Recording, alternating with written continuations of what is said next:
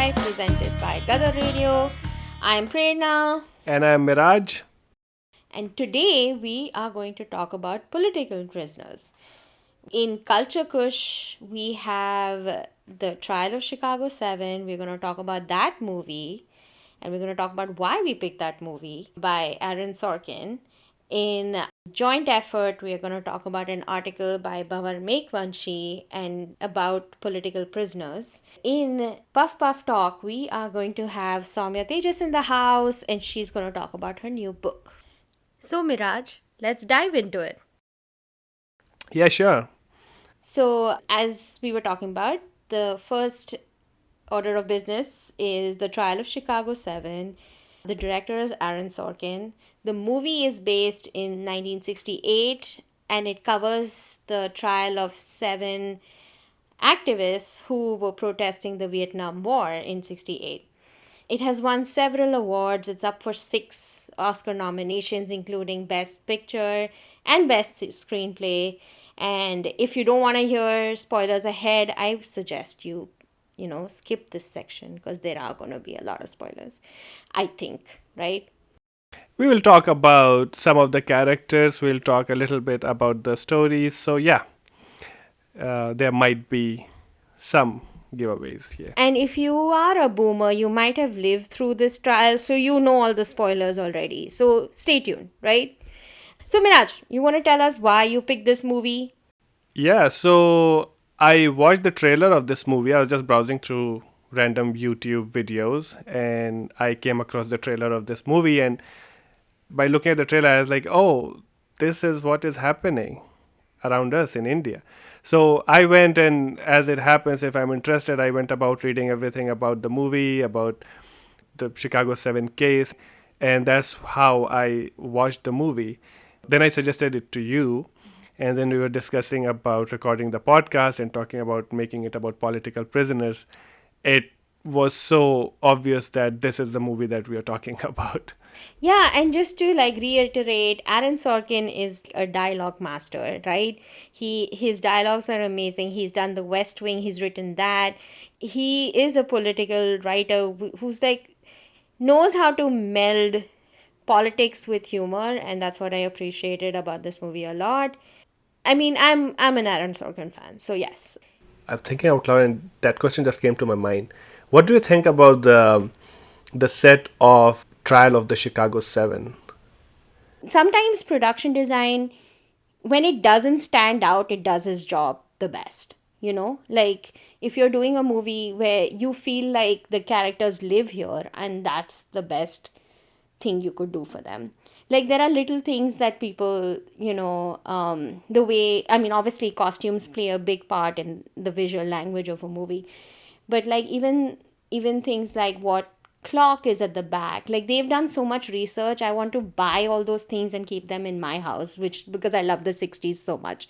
So the colors and the patterns and just everything around them was very well executed, I thought.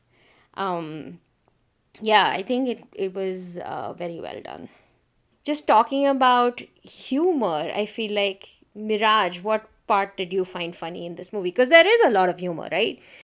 Yeah, the amazing part of this movie is that how such a serious topic, such a dense topic, has been mixed with humor to convey the ideas.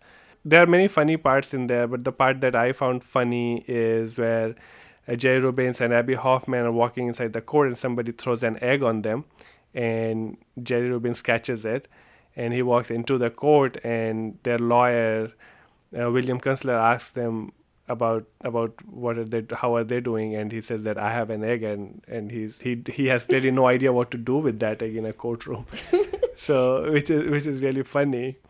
I like the part where they dress up in the judge's robes and they are wearing it. And we know that this judge is biased from the beginning of this movie. So the judge is like, what are you doing? And they're like, Judge, this is an homage to you. And that was just so hilarious because I'm like, you are fighting the power with humor and it's great. That's the way to do it. Like the judge is condescending, but he's fighting back. He's like, I'm not going to take this. And speaking of this judge, what did you think of this judge? you can understand, you can feel that this judge carries the whole authority of a repressive state. Like a state that has decided that these people are guilty, that the law doesn't matter, that nothing matters, that the courtroom, there is no justice. It's just the decision of the state that there are these people, and these people have to be punished no matter what. And so everything goes to dustbin.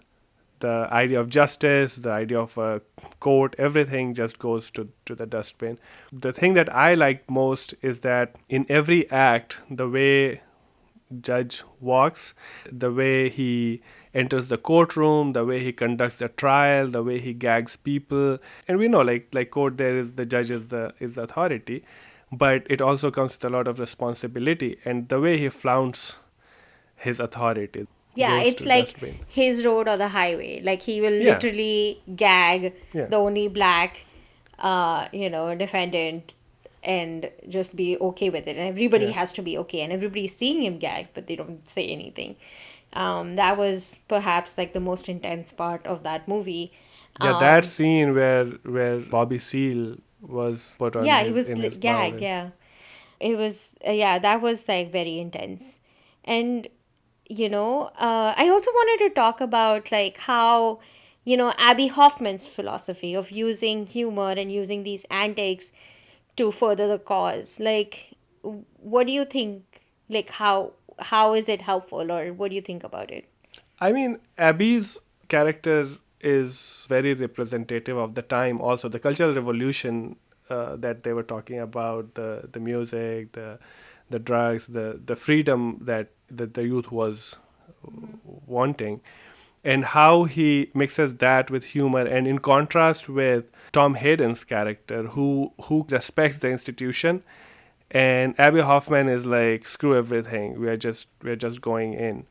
Yeah, Tom Hayden, played by Eddie Redmayne, his character felt more conventional, as if, like, you know what, after this is over, he's going to stand for office. And I feel like the conclusion of this film is be stoned, you will fight the power, and that is what we should do. Okay, so speaking of light-hearted subjects like sedition and political prisoners, we have with us Saumya Tejas, who's an activist, and she has been working on a visual book on the Delhi programs.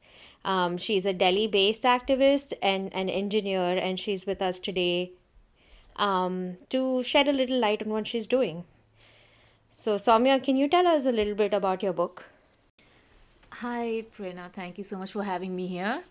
Well, the book is really representing the voice of the common people who were out there in the protests that were happening in Delhi from a long, long time, and probably even a step back from the point where it all started. Why were people agitated? Why were they on the streets? And it goes way before anti-CAA protests. So the reason why I'm really working on it is we've heard a lot of narratives from politicians, from probably activists who are leading those protests, or the police commissioners and different institutions, right? But what about those people who actually left the comforts of their house and poured out to the streets? What pulled them there, right?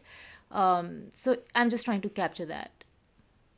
So, are you going to be talking about the protesters or people who were affected by the Delhi program, or both?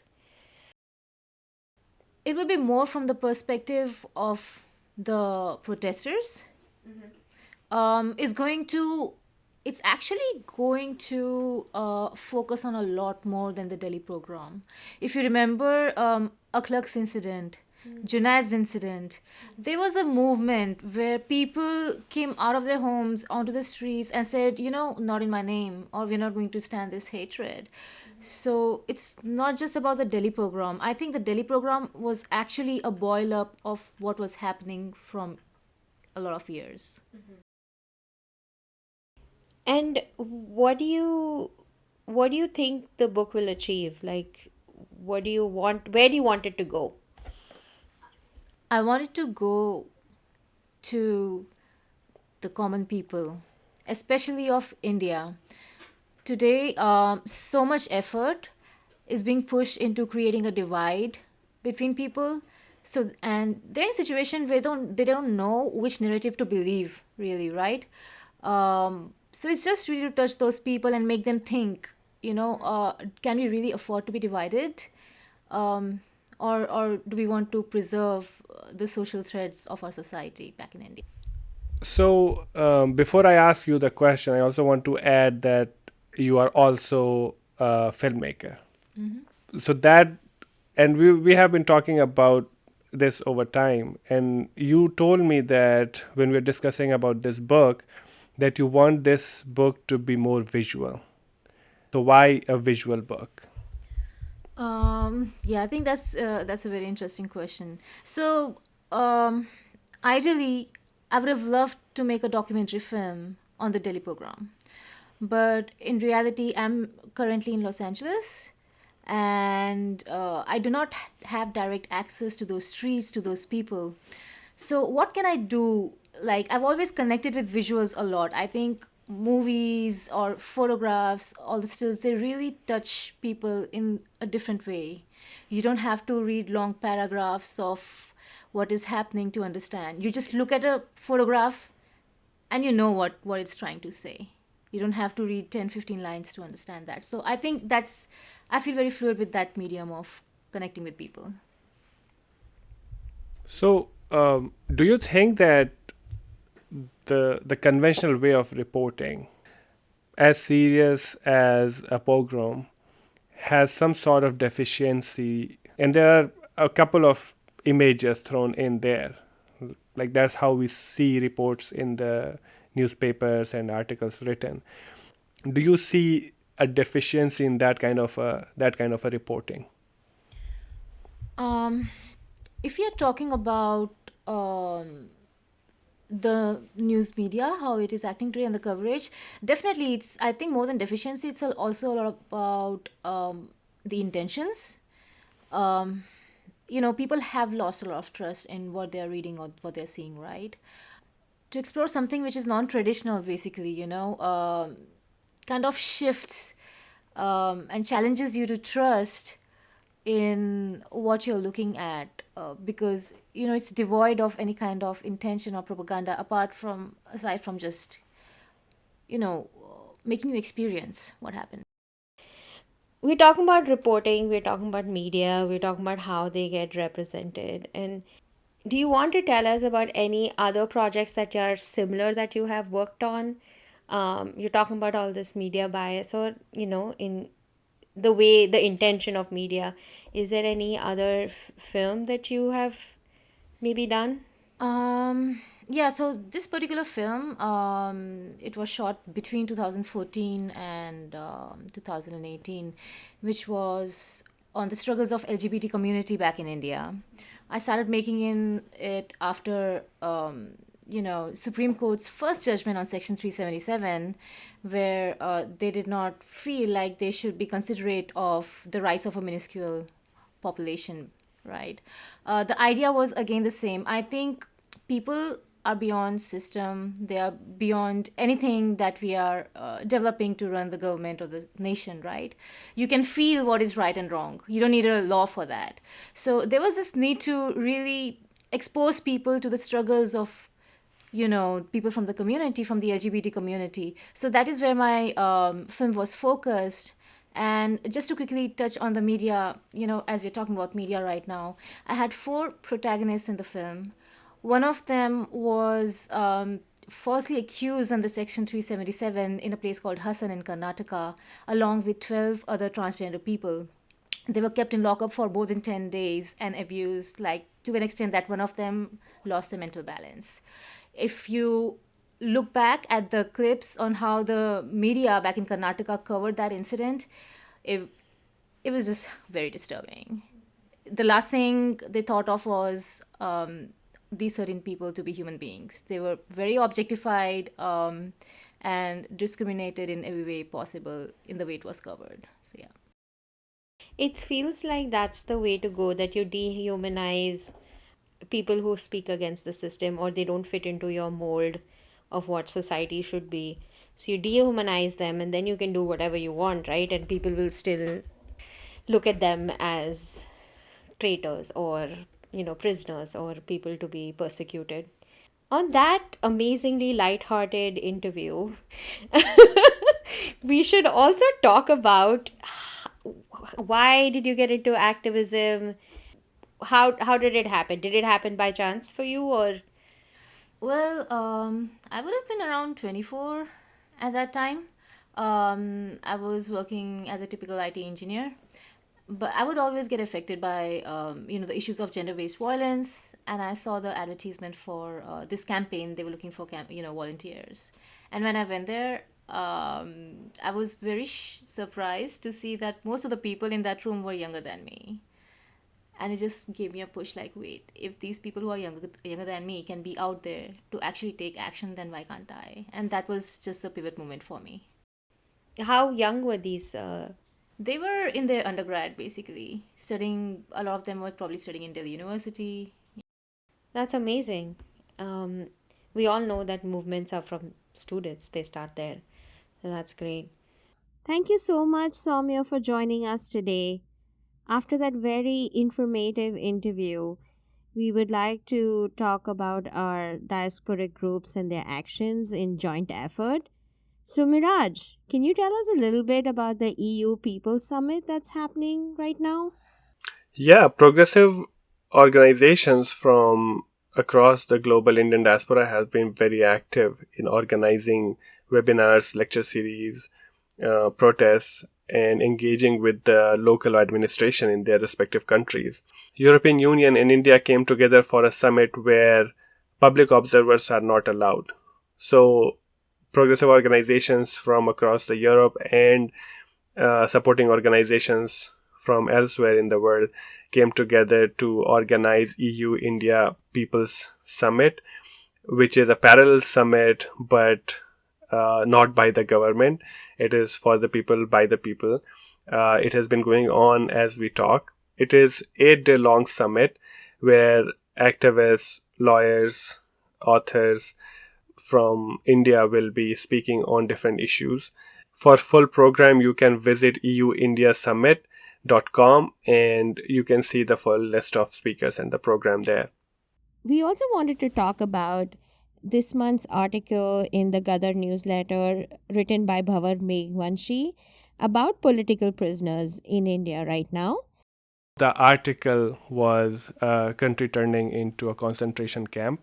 And I'll give you a brief introduction about Bhanwar's background. So, Bhanwar Meghwanshi is a Dalit political activist and author, and very surprisingly, he has been a kar sevak. So, his most recent book, I Could Not Be Hindu, is an autobiographical expose of the RSS. So, like, under the garb of being a community based organization, they are sort of a paramilitary organization which has a very dodgy past, where like their founders were appreciative of Hitler and Mussolini, but they also believe that Hindus are a superior race, they are the Aryan race.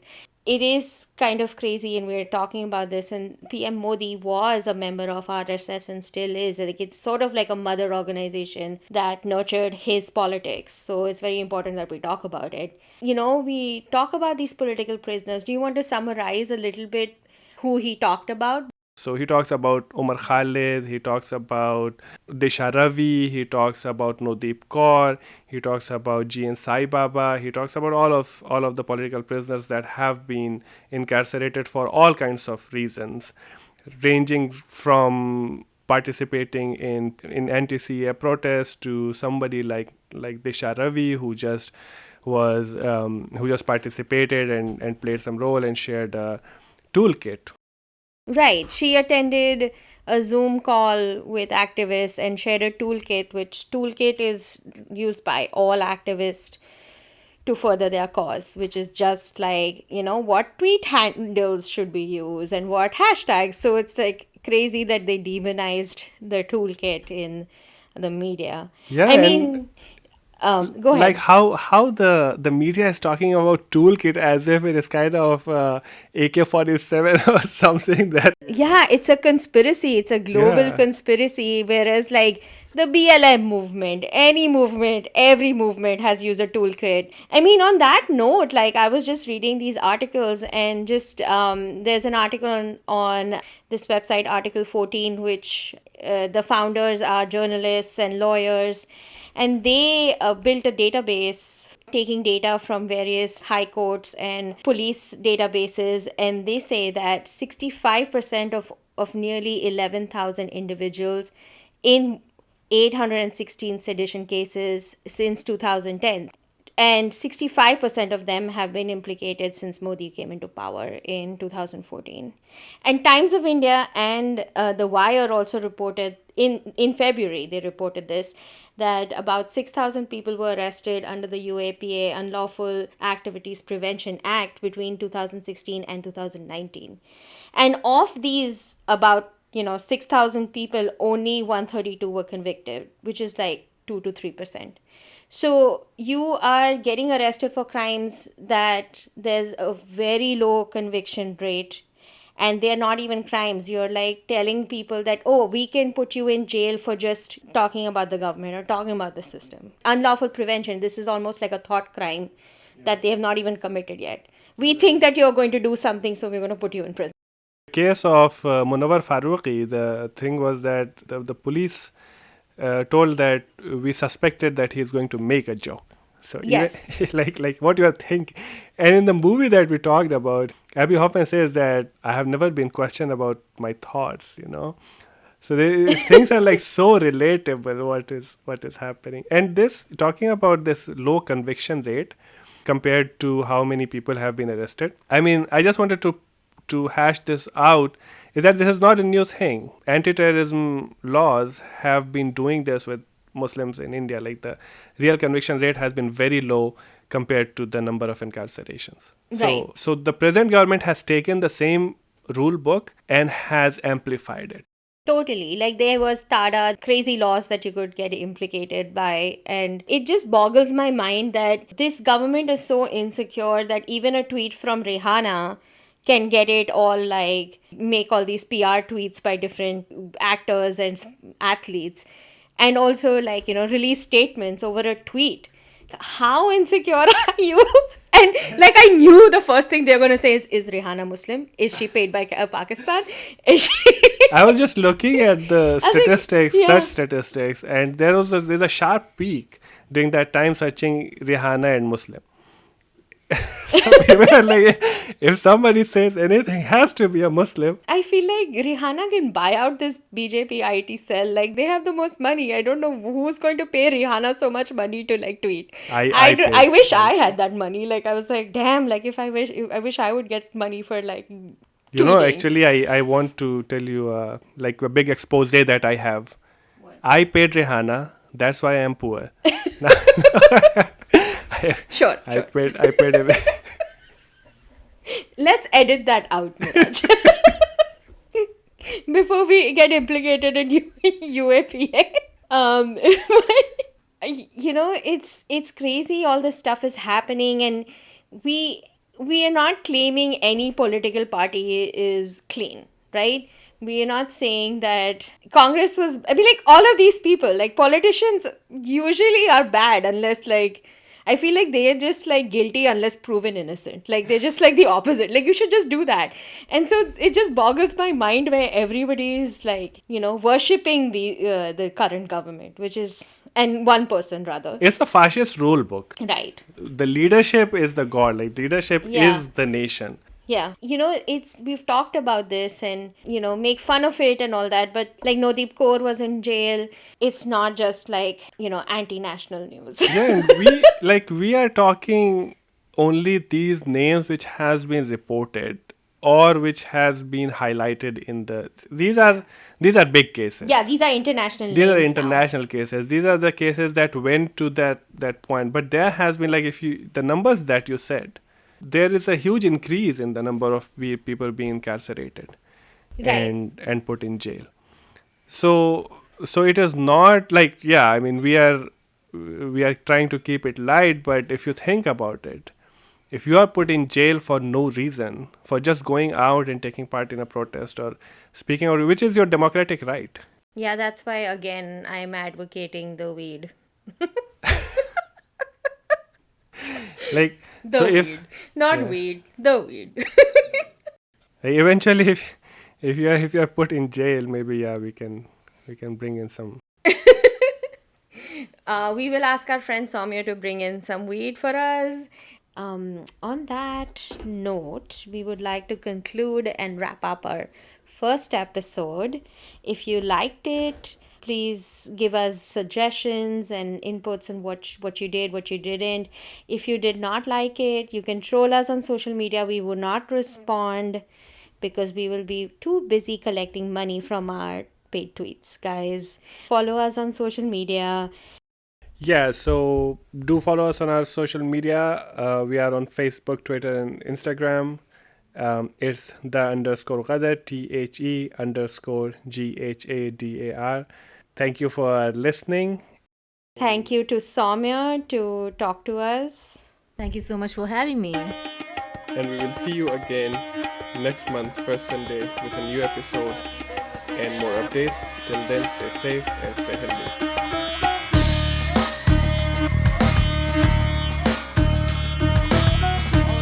Hey everyone, we had some updates because we recorded the first episode in February. We just wanted to say how devastated we are with all the news that's coming out from India. We are all with you, and if there's any NGOs or nonprofits, charities that want to amplify their message through our podcast, please contact us on our social media handles. We would be very happy to like amplify anything that you think is verified and genuine. Having said that, I hope people stay together. I'm seeing so many posts on social media that everybody's banding together and coming together to save each other at a time when the divisive forces are at work. We're still like, we're not a Hindu nation. We are a nation of all cultures and religions together, and I hope we can spread this message far and wide. I just from my side and Miraj's side, we will try everything possible to help you guys out. Just reach out to us anytime, and we will try to make it happen. With that note, thank you so much for all that you're doing. Thank you.